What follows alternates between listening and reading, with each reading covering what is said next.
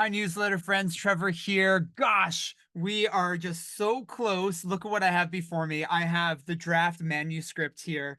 And as an author, this is my fourth book, humbly. And as an author, this is the stage where the editor and the team send you the manuscript and they say, print it out, have a good look at it, front to back. This is the layout, this is design, this is everything's together. We're finalizing all the look, the feel, the tone, the energy of the book. So I went to the copier. I printed it off yesterday. Guess how many pages this is? It blew my mind. I know it was going to be my most robust offering. It's 400 pages long.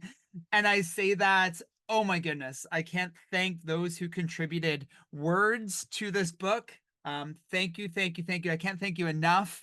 There are vignettes from teachers in classrooms around the world that adopted these question routines and have been using them with their students. There are schools that took all 10 of the routines and had been workshopping them at their school across the entire school year. And we took all that evidence, all that data through photographs, through story, through interview, and we put it in this book. And so it is a robust offering. And it was just such a joy to leaf through this yesterday, examine it, tweak some things, and we are really close. We are really close to announcing a release date. So stay tuned. That's exciting. This is in my hands. I'm going to show you one questioning routine today. In this newsletter, beyond telling you an update on where we are in the manuscript, I wanted to show you a question routine. And there are 10 high impact questioning routines. Of the 10, they all cross discipline, they all cross grade level, they all cross context. There's not one design for a specific setting or year level or age or subject area. You could use these question routines anytime, anywhere in inquiry. And I wanted to share one with you. It's a favorite. Well, they're all amazing. They're all favorites, but this one is really, truly special. It's called the question pencil. Here is the question pencil at work. This is from Scone, New South Wales. My dear friend Sarah, teaching year one there, used the question pencil last year, continues to use it now that she's teaching year five. There's a lot going on in this photo that I'd like to show you. Number one is the routine itself. The structure, the pencil, as you can see, it's a downloadable PDF in the book. You could download it, you can laminate it, you could post it on your learning wall, your whiteboard, your chalkboard, your bulletin board in your classroom. As you can see, the question pencil really just helps students sort and organize their questions based on the question stems and the type of thinking that happens when students ask questions and organize their questions towards the question stem. So what you're seeing here are two scholars sorting their questions, examining one another's questions and talking about their questions. And in the talk, they're justifying why they're placing these questions in certain columns and providing the teacher opportunity to listen to their justification, ask questions to nudge learning and thinking forward, and then gather evidence as to where their students are at in terms of question growth and competence across time. There's a lot going on in this photo that I really, really love. I love the overarching question. Can you see the overarching question at the top of the image there? So all the questions students have generated kind of nest under that overarching inquiry question. Over on the left side of the image, you can see that masterful move that Sarah has made by providing students a word bank. You know, looking at her curriculum, she's taken some jargon right from the curriculum and right from the standards and given it to students. And she's encouraged students to use this language in their questions. So naturally, what happens are students are asking questions that align with the overarching question and are also examining the curriculum in and of itself. The last thing I'd love to point out is look at those acorn magnets. Can you see them? I know they're kind of small. There are four of them there. This school has adopted the learning power approach by our colleague, our friend Guy Claxton. And there are a handful of skills, dispositions that this school and teachers are planning towards, they're talking about, they're gathering evidence towards these skills as students develop them and grow towards them.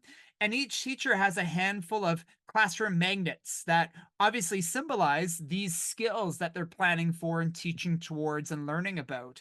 And the magnets are meant to be used by teachers and students as they are in learning and as they are engaged in questioning routines. So students actually identify the type of thinking, the type of skill that's happening in the routine as it's happening. It's a genius move. It's also just a really sensible and an easy move that we can all take. How do we share the learning load with our students? The question routine helps. How do we share the thinking load with our students so they're thinking about their thinking and learning about their learning? The acorn magnets help. This is the question pencil at work.